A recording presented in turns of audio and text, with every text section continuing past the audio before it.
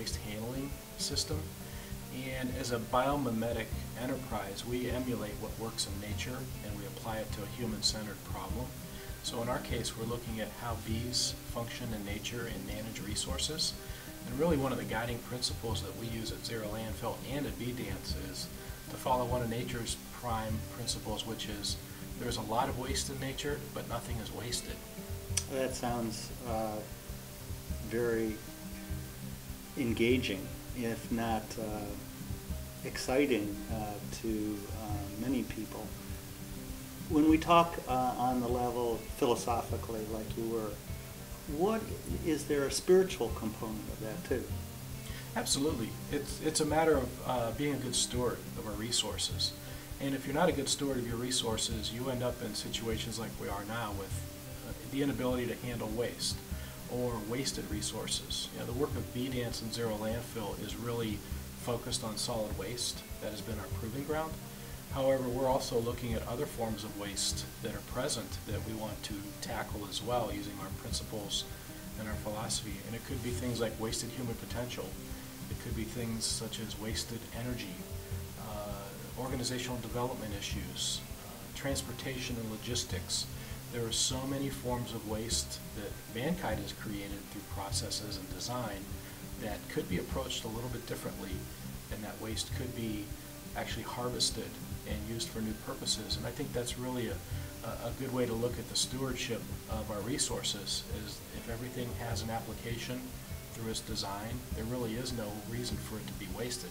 It can be called waste, but it can also become a feedstock or an input for another purpose that's positive. Mike, let's take a look at some of this trash. Let's take a look. Here's some examples, Barry. These are items that are generated on a daily basis by the interiors industry, the construction industry. So we've got wall covering, Oh my God. carpeting, leather samples, upholstery, fabrics.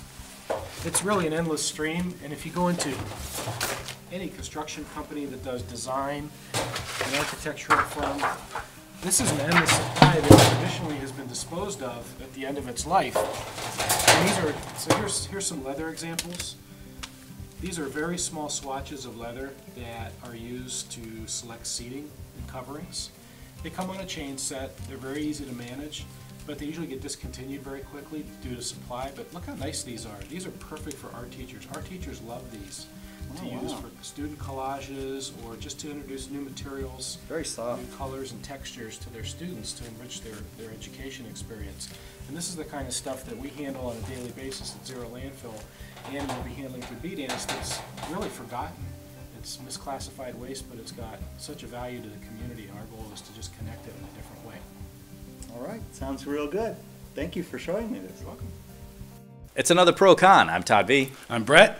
So Brett, we're going to start with Zero Landfill. Zero Landfill. And I'm having trouble figuring out how you're going to have an issue with these folks, but let's hear it. Well, Zero Landfill, they're saving the earth from having us create garbage, Correct. right? Right. They're saving all the scraps from all our architects and interior designers. What they got going on is what we learned there is fascinating in that industry, that samples are sent out by these carpet manufacturers, by these wallpaper people, and the bottom line is they really only need that big of a piece, but they ship them a piece this big. So the architect cuts out and then throws the rest in the garbage. Now, if you multiply that up, Right, who's at fault here? well, you're right. Dumbass architect. Right, okay.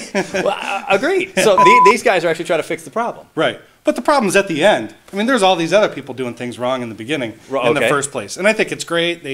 They're picking up everybody else's slack and trying to solve the problem there. But Right, right. come on. I mean, everybody else has a problem. All these companies create these products to try to satisfy the market, and then what is it? They said it's like 3-4 weeks, something like that. They turn these things back around, and then they come up with a whole new line. Well, actually, that is part of the problem what we have in this country. We are a very consumer-based society, and so everything is disposable. You know, our cell phone batteries, our razors. We're just filling the landfill over and over again instead of buying things that are actually designed to last maybe a couple of years even. So I will say, yeah, the demand and the design industry as a whole has an issue there. Yeah, I mean, if everybody else did things the way they should, then we wouldn't need Zero Landfill. Welcome to Sustainable Life. I'm Barry Benjamin. What is happening with sustainable home building in the United States today? That's what we're going to find out. Lance, what do you do that's sustainable in your life? Well, in our life, my wife and I are very concerned about environmental issues. So one of the things that we do is we recycle everything that we have, and it's kind of a selfish motive at time. What we do is we collect all our scrap metals, and we used to call it going out to eat funds. And what we used to do is collect all this from our job sites, take it to be recycled, and get money for it. So it was sort of a slush fund that we developed to be able to go out and eat and enjoy a good time. That sounds wonderful. What do you do today that's sustainable? Well, as a home builder, we're trying to build houses that are sustainable. One of the first areas that we got involved in was trying to recycle everything on our job site. So what we did is we are at a point right now on our construction site that we have eliminated dumpsters. We no longer use a dumpster. Everything is sorted and everything is taken to be recycled. Right now we're at about the 90% stage of recycling everything on our job site. So 10% I'm working on, trying to get rid of it to a good recyclable.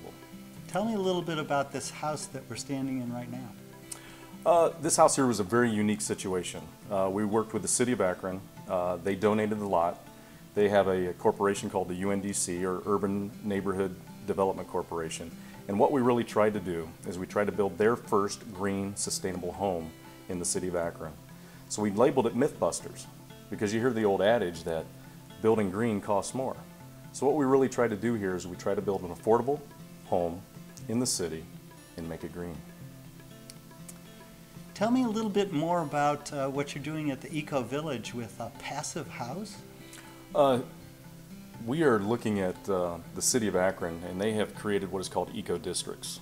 Districts that are basically sustainable, good housing. So what we've done is we've gone into what we call the Eco Village experience at the Home and Flower Show at the John S. Knight Center at the city of Akron.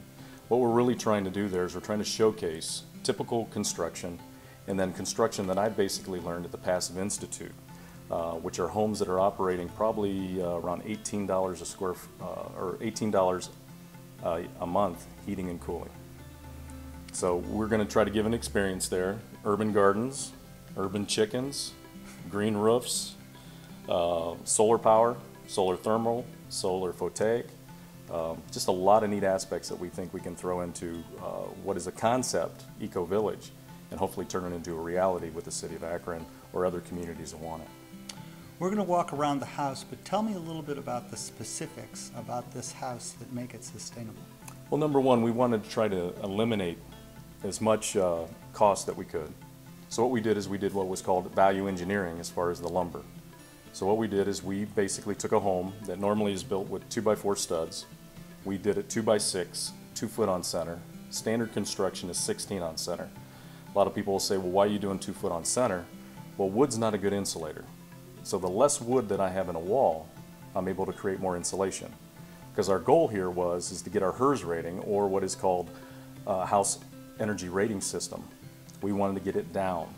We wanted to make this house very affordable. So we're looking at probably the gas consumption to heat and cool this house for a year, somewhere in the neighborhood of between $550 to $600 a year.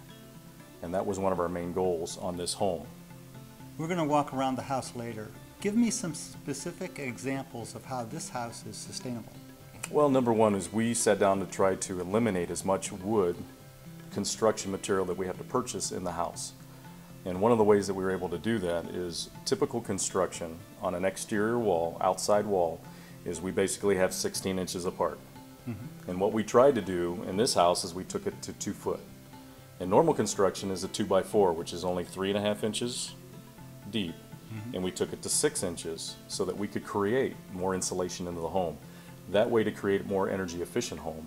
So we're using less lumber, we're getting more insulation, and what our goal was on this home was to take the energy usage of this house and take it very low.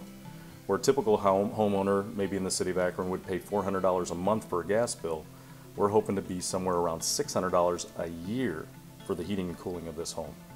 So those were some of the things that we did. Eliminate the amount of lumber that we have, get rid of what is called thermal bridges, which is basically heat that comes from the outside